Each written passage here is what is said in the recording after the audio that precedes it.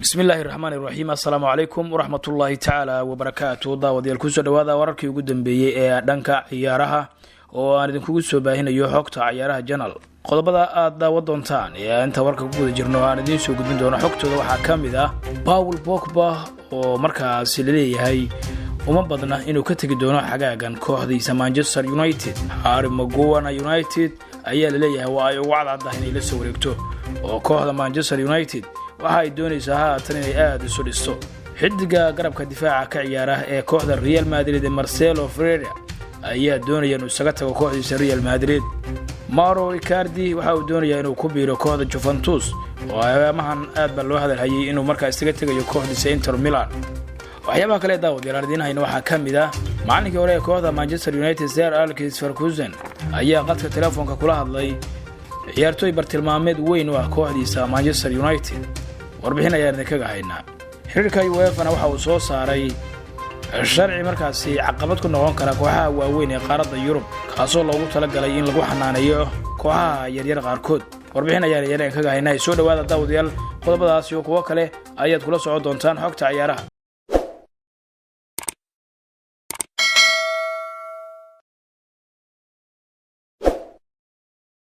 aanu ku bilaabay xidiga xulka qaranka dalka Faransiiska ee Paul Pogba ayaa doonaya baa la yiri inuu isaga tago kooxdiisa Manchester United. inkastoo haatan wararka qaar soo baxaya ay sheegayaan in aysan u badnayn inuu cadaadis ku saari doono kooxdiisa in markaa ay fasaxaan. Paul Pogba ayaa muddooyinkii ugu dambeeyay aad loo hadalhayay in uu ku biiri doono kooxaha waaweyn ee Juventus iyo Real Madrid midkood. laakiin haatan wararka qaar ay warbaahintu qorayso ayaa sheegaya in Paul Pogba la filayo inuusan wax qasbid bixitaan ku sameyn kooxdiisa Manchester United, isla markaana uu kooxda ula duuli doono dalka Australia oo ay kulamo xilli ciyaareedka ka horeeya ee saaxiibtinimo ku soo qaadanayaan toddobaadka soo socda. Paul Pogba ayaa leeyahay waxa uu dadaal ugu jira sidii uu uga bixi lahaa kooxdiisa Manchester United ee ku dheeshay garoonka Old Trafford. inkastoo leeyahay waxa uu aad u danaynayaa inuu ku biiro kooxdiisii hore ee Juventus ee dalka Talyaaniga, inkastoo kooxda Real Madrid iyo macalinkeeda Zinedine Zidane ay doonayaan in ay Paul Pogba la soo wareegaan. yeelkeeda waa la arki doonaa Pogba asbuucyada soo socda halka uu mustaqbalkiisu noqon doono. isla kooxda Manchester United waxa la leeyahay waxa ay u caddahay inay la wareegto xidiga difaaca uga dhila kooxda Leicester City ee Harry Maguire. xidigan heerka caalamiga ah ee difaaca uga dhila xulka qaranka Ingiriiska iyo kooxda Leicester City ee Harry Maguire ayaa maalmihii la soo dhaafay aad loola xiriirinayo kooxo dhowr oo waaweyn oo ka dhisan horyaalada kala duwan ee qaaradda Yurub. haba ugu sii horeeyaan kooxaha ka dhisan magaalada Manchester ee City iyo United. Leicester City ayaa xidigani ku doonaysa lacag qaali ah oo gaaraysa 90 milyan oo gini, inkastoo leeyahay Manchester United kuma doonayso lacagta qaaliga ah oo waxay doonaysaa inay ku soo qaadato xidigani 60 milyan oo gini. Manchester ayaa haatan baa leeyahay kooxda ugu cadcad ee helista saxiixa daafaca Leicester City ee Harry Maguire, maadaama oo kooxdii kula tartamaysay ee Manchester City ay ka dayrisay lacagta qaaliga ah ay ku dalbanayso kooxda Leicester City. Leicester mas'uuliyiinteeda oo hadlay ayaa sheegay in 90 milyan wax ka yar aanu kaga bixi doonin Harry Maguire garoonka King Power Stadium ee kooxda Leicester City ay ku dheesho. saacada ka hor warar soo baxayna waxa ay sheegayeen in Leicester ay ka go'an tahay inay iibiso xidiga difaaca uga dhila si ay uga hesho lacagaha qaaliga ah ee ay ku dalbatay, kadibna ay markaa ciyaartoy badan ugu soo iibsato. Leicester City ayaa ka mid ah haatan kooxaha yaryar ee wacdaraha ka dhiga horyaalka Ingiriiska iyada oo ku guuleystay horyaalka wadankaasi xilli ciyaareedkii 2015-2016. haatan xidigan ayay u badan tahay Leicester iyo Manchester United inay ka wada hadli doonaan bal in meel dhexe la isugu yimaado oo lacagta faraha badan Leicester ay ka soo degto. haddiise ay dhici weyso waxa leeyahay Leicester City ma iibin doonto xidigan oo garoonkeeda ay ku sii haysan doontaa. difaaca qaranka Brazil iyo kooxda Real Madrid ee Marcelo Ferreira ayaa leeyahay waxa uu doonayaa inuu isaga tago kooxdiisa Real Madrid. Marcelo ayaa xilli ciyaareedkii la soo dhaafay waxa uu ahaa markaa mid aan soo bandhigin ciyaartii quruxda badneed ee looga bartay tan iyo wixii ka dambeeyay markii uu ka baxay garoonka Santiago Bernabeu. Cristiano Ronaldo waxa leeyahay Marcelo qaab ciyaareedkiisu ma wanaagsanayn, kursiga kaydka ayuuna u badnaa xilli ciyaareedkii dhamaaday. haatan waxa la leeyahay Marcelo ayaa doonaya inuu isaga tago kooxdiisa oo uu ku biiro dhowr kooxood midkood. daafaca bidix ee kooxda Real Madrid iyo xulka qaranka Brazil ee Marcelo ayaa kooxdiisa weydiistay in ay iska fasaxdo, waxaana uu haatan haystaa baa la leeyahay liis dheer oo ay ku qoran yihiin dalabyo ka soo gaaray kooxo kala duwan oo ay ka mid yihiin Juventus, Arsenal, AC Milan iyo Paris Saint-Germain, kuwaasoo dhammaantood doonaya xidigan heerka caalamiga inay la soo wareegaan. kooxda Real Madrid ee xidigan uu ka tirsan yahay ayaa dhawaan waxa ay la soo wareegtay xidiga xulka qaranka Faransiiska ee Ferland Mendy, kaasoo lacag qaali ah ay kula soo wareegtay. taabicinaheeduna waxa markaa la leeyahay inay tahay Marcelo in uusan boos uga banaanayn kooxda Real Madrid. waqti dheer ayuu ku soo qaatay kooxda Real Madrid, waxaana uu kula guuleystay wax kasta oo koob ah oo ay kooxdu ku guuleysatay. kooxda Juventus ee dalka Talyaaniga waxa la leeyahay waxa ay rajo ka qabtaa la soo wareegitaanka xidiga weerarka uga ciyaara kooxda Inter Milan ee Mauro Icardi. kooxda Juventus ayaa la leeyahay waxa ay haatan doonaysaa inay soo xirgeliso xidigaasi xulka qaranka Argentina ee Mauro Icardi, iyadoo dhigeeda Inter Milan markaa ka doonaysa inay kala hadasho weeraryahankaas sidii ay ku soo xirgeli lahayd. kooxda Nerazzurri ee Inter Milan ayaa iyada lafteedu isha ku haysa soo xirgelinta xidiga weerarka uga ciyaara kooxda Manchester United ee Romelu Lukaku, kaasoo la leeyahay waxa ay doonaysaa inay bedel uga dhigto xidigeeda weerarka uga ciyaara ee Mauro Icardi.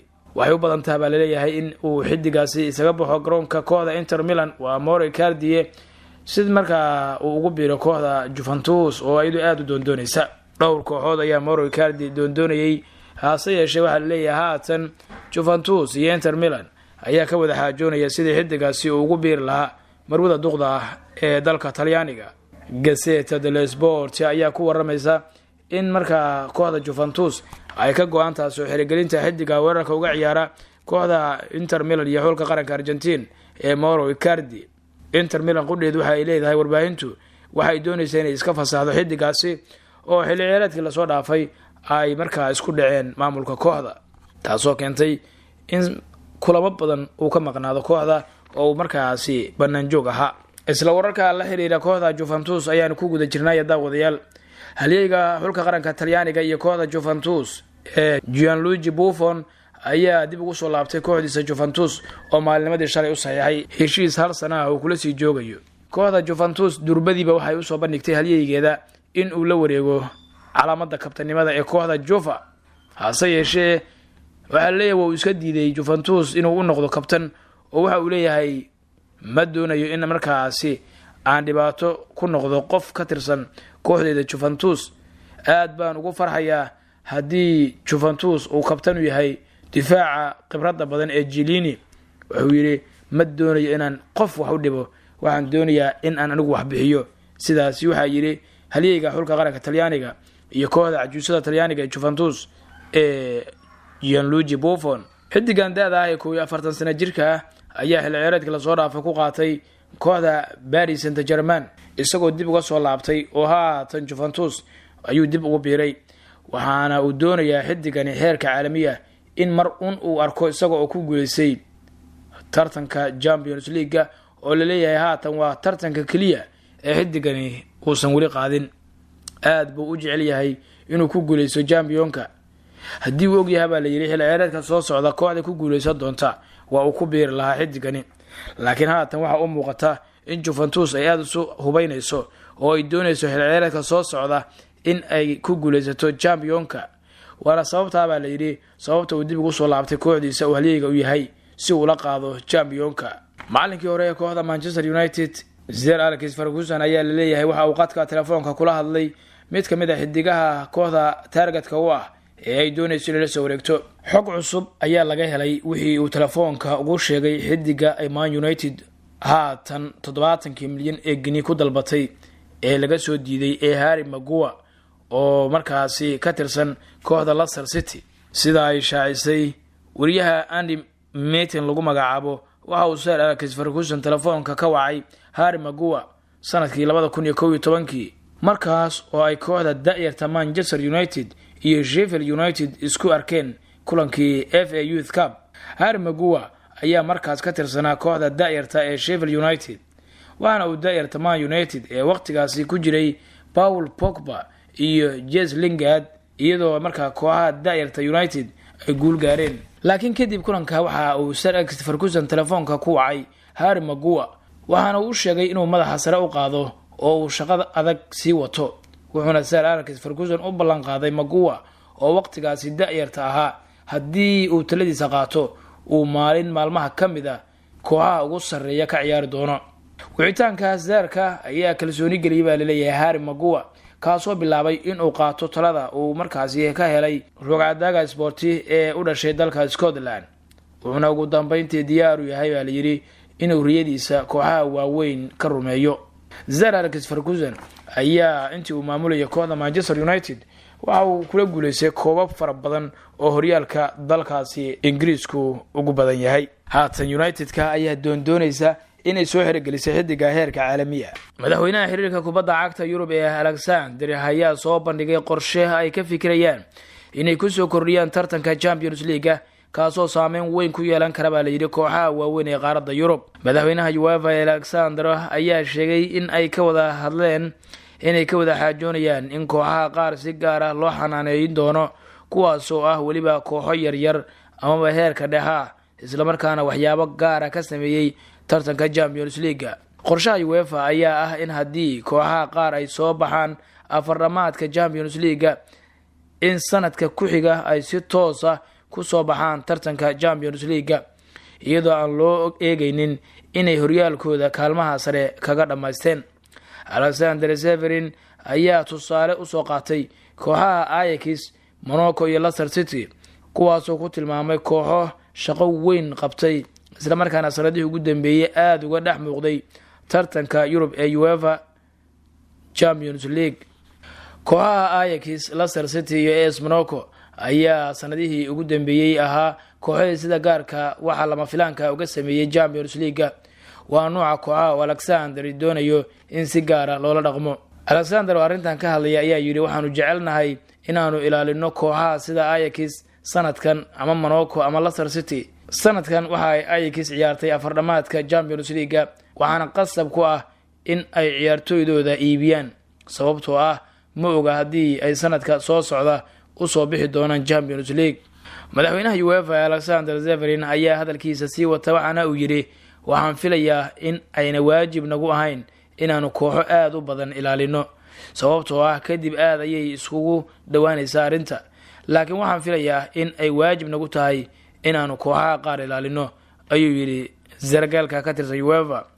laakiin madaxweynaha UEFA Alexander ayaa gebi ahaanba meesha ka saaray riyadii kooxaha waaweyn ee Yurub ee ay ku doonayeen sameystaan koob gaar ah oo lagu magacaabo Super League. wuxuuna yiri Super League weligii ma dhici doono inta aan anigu halkan joogo. waa hagaag daawadayaal akhbaaradkii ugu dambeeyay dhanka sportiga ee aan idinku soo gudbiyay channelkeena xogta ciyaaraha. daawadayaal inta ayuu ku idin yahay, waad ku mahadsantihiin daawadayaal. fadlan subscribe noo sar haddii aad ku cusub tahay channelka, sida share garay si aad ula wadaagto saaxiibada. mahadsanideen.